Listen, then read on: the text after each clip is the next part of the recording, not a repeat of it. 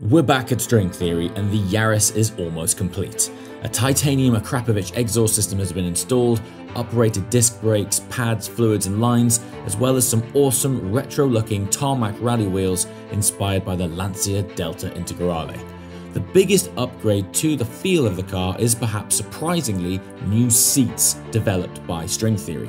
And today is the day we pull it all together with some finishing touches and upgrades to make it breathe better too. All right, so first of all, acknowledge the ralliness. It is looking awesome. These wheels do an amazing job of accentuating those discs. Yeah, it sort of fits the circumference of the inner part of the wheel perfectly. Yeah, I've literally got one leg in my dream situation now. Are we ready? Oh, straight away. Normally I'm used to it hitting my arse about here. Yeah, and then you whack your head on the... Here. Oh, I don't have to fold myself in as much either. Oh, it's a new car. It is a new different car. experience. It's just how it should have been.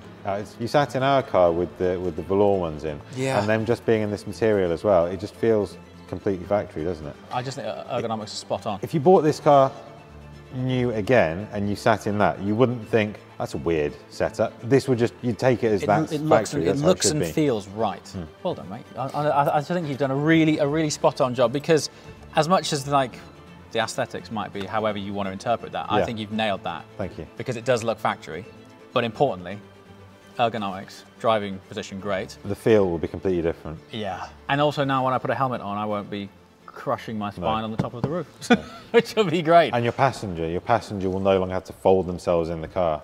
Yes. Because it's ridiculous. If you have a passenger in one of these on track, it's almost physically impossible. Yeah. See here, our seat lowering kit makes the seat significantly lower and more invisible. Under the seat, there is a whole load of stuff going on.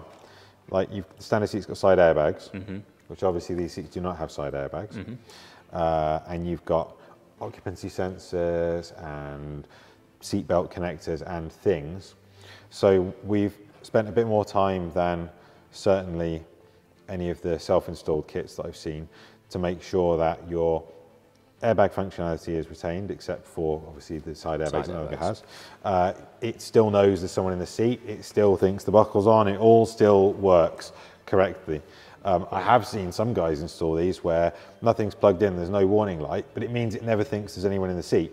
Right. Which means no airbags will ever deploy, will it? Which is not cool. No. So we've gone the extra mile to do a bit of research to make it so that you're actually safe in your car still. All right. Okay, next transformation, which is about to go in.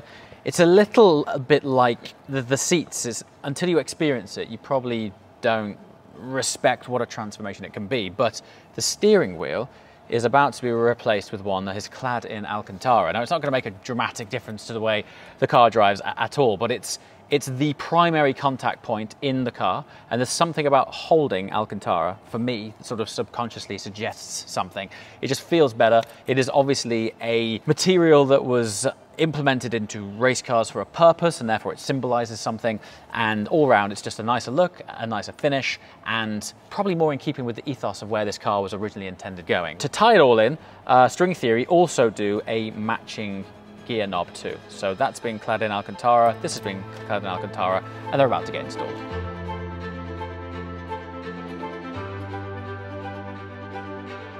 So voila, before, after, dramatic difference. All of a sudden that looks grey, doesn't even look black, but inside the car that's going to look extra black, but it feels good, it feels special.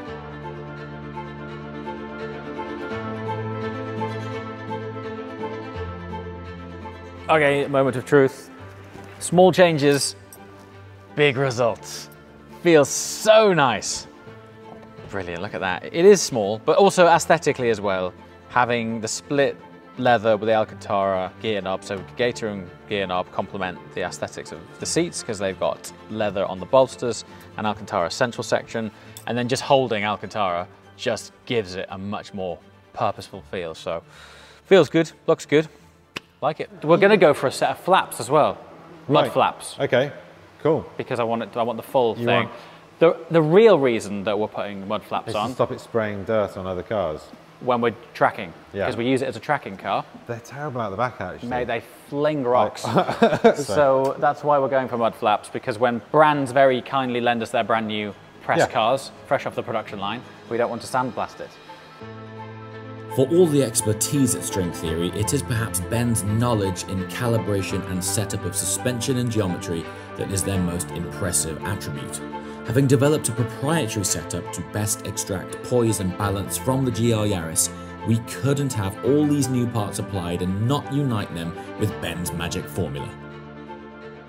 This is one of the things that we do differently to most businesses. Basically, most alignment shops will put the car on a normal 4-poster ramp and align the car, and if it's a calibrated ramp and all the rest, that's all good.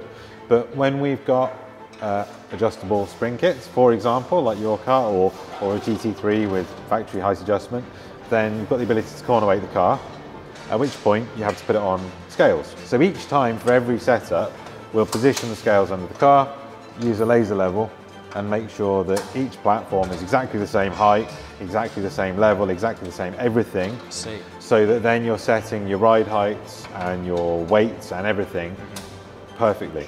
So you can do this on the floor or on a 4-poster or on an other way, but it's never quite as good. So the additional like half hour of setting at the tables just means you have a perfect job. For me, when we do work on a car like this, they're not bad out of the box, right? So to make it better, you have to fuss over every micro little details. Perfect, yeah, every micro detail, that's the word, yeah, exactly.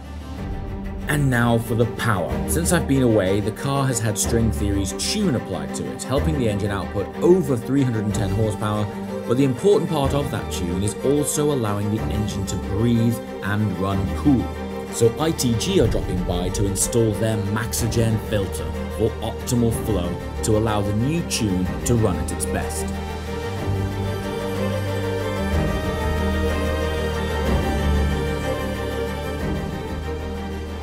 This is the christening moment, isn't it? It is. It's where you get to put the sticker on, wherever you want it. There we This go. is where it definitely ends up going on the wonk. Right, how's this? Does that look good? It's looking good. Looking Luckily good there's there? no square edges on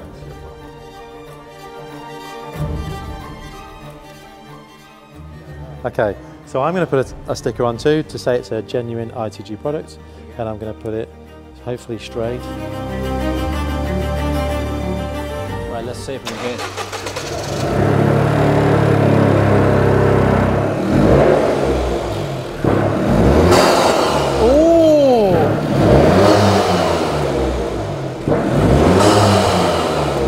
get there.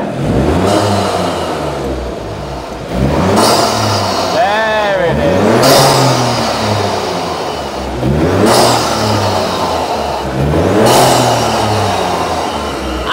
It's taken me 30 years to finally get a max power car. Yeah, you've now got the full-on dump valve noise. There you go, induction kit and everything. Brilliant. Oh, it's cool. It makes more induction noise. When you rev it like that, like the man-child Richard, yeah, it makes that noise. When you drive it, it makes more whooshy, twattery, twittery. Yeah. But the big thing is, it's going to give you a little bit more power, and it's definitely going to keep it a bit cooler on track. That's the main. Yeah, it'll give you more power. Yeah.